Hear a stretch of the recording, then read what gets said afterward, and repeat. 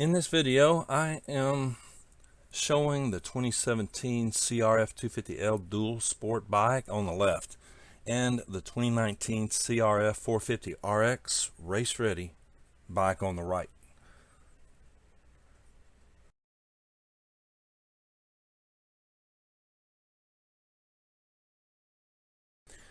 Okay, so watching the two bikes run side by side here on the videos without sounds, it was hard to determine which was which at times. So I labeled each, as you can see at the top right of each side of the video, you'll see. Okay, so the 250L on the left is a 2017 dual sport. When I bought the bike, my plans were to ride both on and off-road. I did not realize that I would love riding the single tracks. Needless to say, the bike has two flaws for this type of riding that we'll never be able to modify and be happy riding this bike on these tracks.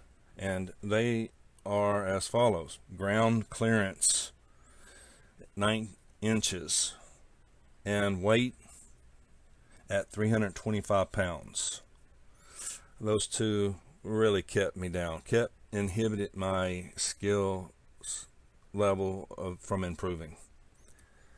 The 250 is a very good bike, don't get me wrong. I could always trust it, to start and do whatever I wanted to do. It did it. That's why I was so reluctant to let it go.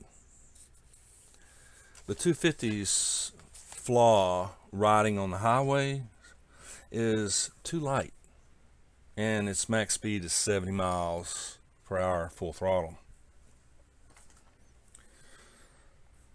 That's it on the dual sport. It's a great bike.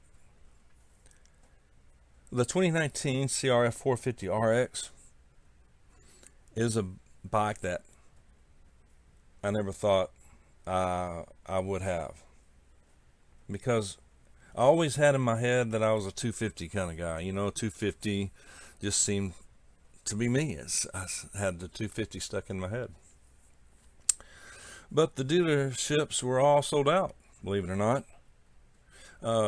Luckily, one dealership that I almost overlooked had this bike left from the 2019. I was very reluctant to even consider it because it's the 450. The 450 has it all: adjustable suspension, reduced weight at 75 pounds less than the dual sport, the right wheel size, ground clearance at 12.9 inches. It's got it all. The bike is very powerful, but very manageable, surprisingly. So far, I'm really liking it. There's one flaw. It's programmed to handle high RPMs, and when I want it to do more at low RPMs, the 450 dies or flames out. I may have a few things that I can do to turn it into what I want easily. If after I try the changes and it still wants to die at low RPMs, then there's somebody needing this bike and what it's capable of. Okay, so here are the items to check off first. Raise the idle speed, see how that goes. Get better at controlling the bike with the clutch, keeping a higher RPM at the throttle instead of throttle only. You can see some of my videos, I'm trying to go up some of the harder hill climbs and doing it mostly with the throttle. You can hear me, I'm bleeping it, I'm giving it a little gas, slowing down, back and forth, and I need to do more clutch work at the same time. I'm gonna practice that. Hopefully I can get that better. But that's, I think, one of the biggest ones is an inexperienced rider on this. on this type of bike and on these types of trails. Okay, third,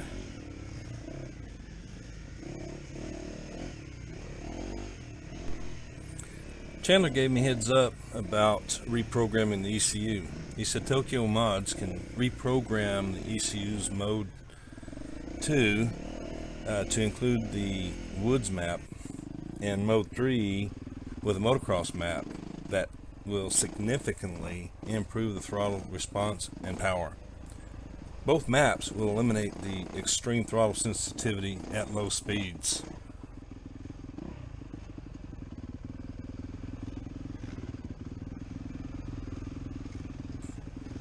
Lastly,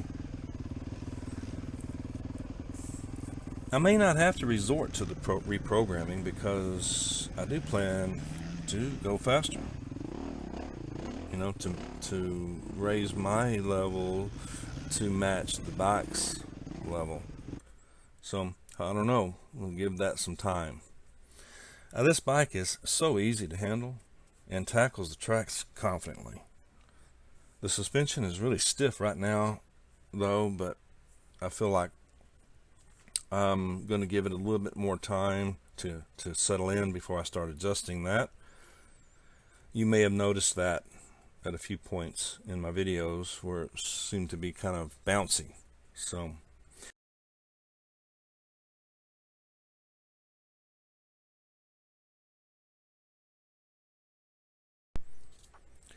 the stiffness in the front forks may have built up air pressure.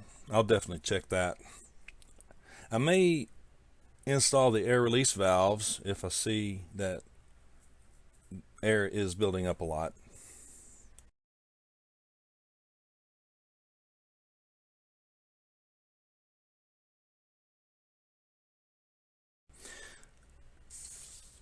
Both bikes are really quality bikes. You know, I've been impressed with both. They're great bikes. The only thing I'm saying is get the bike to match you.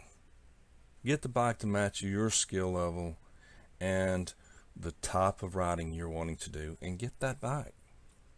Now, some of you may say 450s are too much. You know, you like me. I thought it was too much too. I don't know. Give it a try. I like it. The 450 is inches away from becoming the perfect bike for me and the type of riding I want it to do, that I want to do. And so, you know, looking back at my options that I have to get that tuned in like I want, you know, it's not going to take much.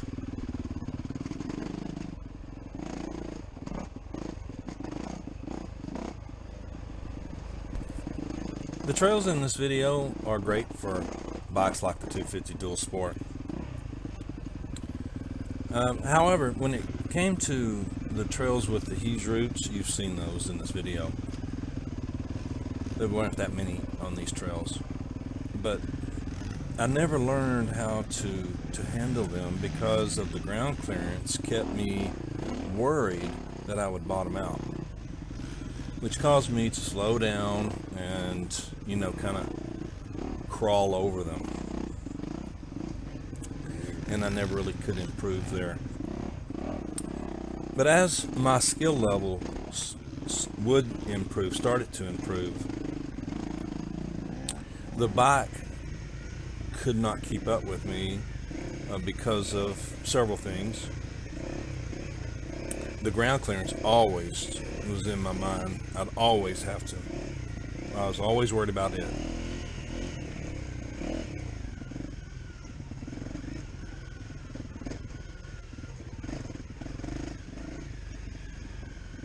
And I had several times tried to push that bike and go try to get better, you know, to follow me. And when I did that, I kept getting hurt. You know, the weight of the bike and, you know, the suspension, and it was just all fighting against me after I started pushing it past a certain point. So I had a choice to make: ride more trails like these, that you see on this video, or stop riding altogether. So I tried to do more trails that are made, that you see like this, and you see some of my videos with me riding on the ATV, the wider trails. It was good for a while, but became bored, and I would, miss the single tracks and would attempt to get back on the single tracks, and again finding myself on rough trails, causing me to slow down, because in the past I've tried to push and get hurt, and I didn't want to get hurt. So there's the 450. Sits up taller, feels good on the suspension, has great torque, and I'm not overly worried about bottoming out anymore like I used to be with 250. So now I can work on some of the technical things that I can do to help improve getting over some of the rough areas like that. One section, one of the videos had a couple of deep roots. I need to be able to stand, control the bike, control the clutch and the brake, and give it gas and jump over them, and that's what I need to work on.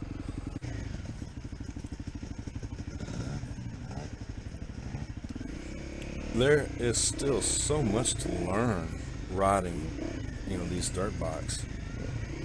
Throttle and clutch work has to be mastered standing up.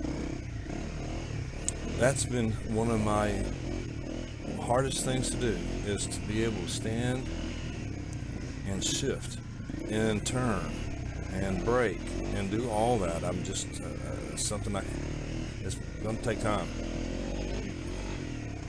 so that I can take jumping over these items with confidence. But I got to be able to stand to do that.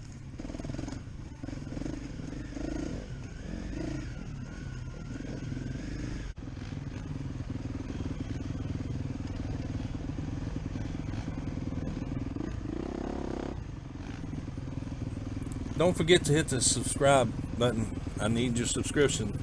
I'm always doing that. I'm always hitting the subscribe for other channels. What's the big deal? Just hit the button and you're done with it. You don't have to worry about it anymore. Hit that subscribe button, then like, share, and comment.